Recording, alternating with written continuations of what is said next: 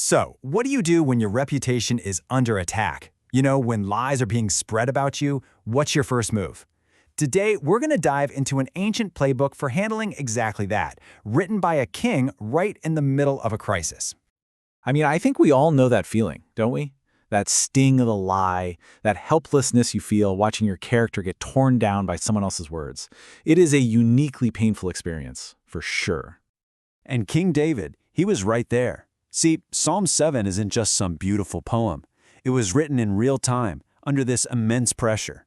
A man named Cush was spreading vicious slander, probably accusing David of treason, and David felt like his life and his honor were hanging by a thread. So he kicks off his prayer not with some big show of confidence, but with this raw cry of desperation. David starts by declaring his trust, just crying out for God to save him. And then he uses this powerful image of a ferocious lion, ready to tear his very soul apart. The threat felt that real, that violent. And you got to catch that last line, while there is none to deliver. He truly believed that if God didn't step in, he was finished.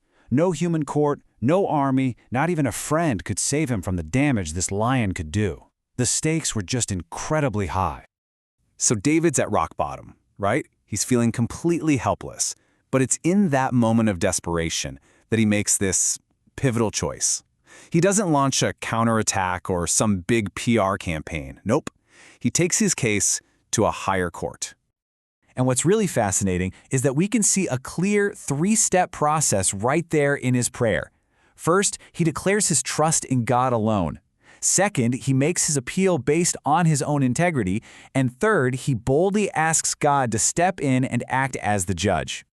Now, this is so counterintuitive. Think about it.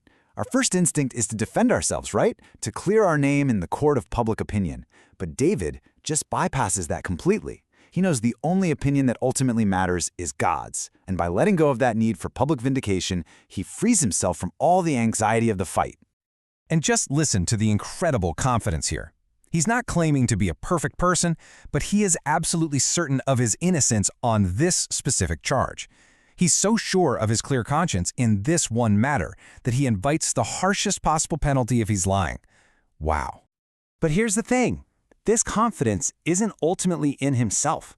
It's in the character of the one he's appealing to.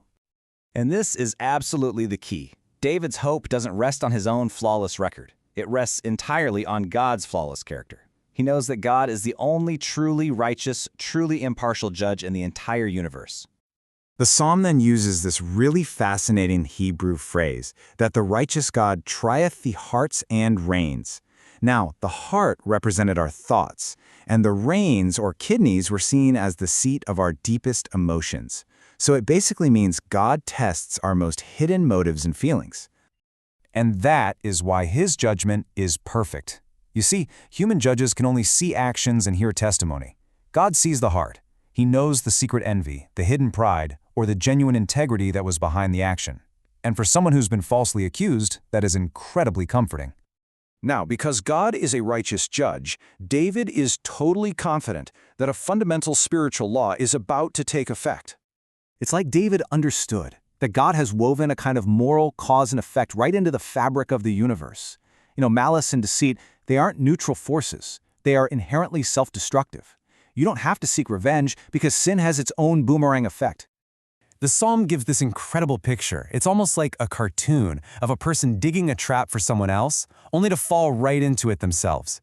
The very evil they planned for another comes back right on their own head. Justice is literally built into the system. So by resting in these truths, in God's perfect knowledge and perfect justice, we see this complete transformation, a total 180 in David's tone. Remember how he started, feeling hunted by a lion? Well, by the end of this prayer, all that fear is gone. It's been replaced by this settled peace and an outburst of worship, even though his external circumstances haven't changed one bit. He ends by praising God, not for a victory he's already seen, but for the righteous character he has trusted in all along. His peace wasn't dependent on the outcome of the battle, but on the nature of the judge. And this really brings us to the crucial takeaway here. In the face of slander, our real peace doesn't come from winning the public argument or proving our point or silencing our accuser. It comes from entrusting our case to the one perfect judge who knows the whole truth. And that really leaves us with a challenging question to think about for ourselves.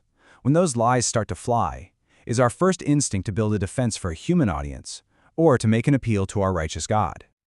This has been a presentation by the You Need Faith in Jesus team.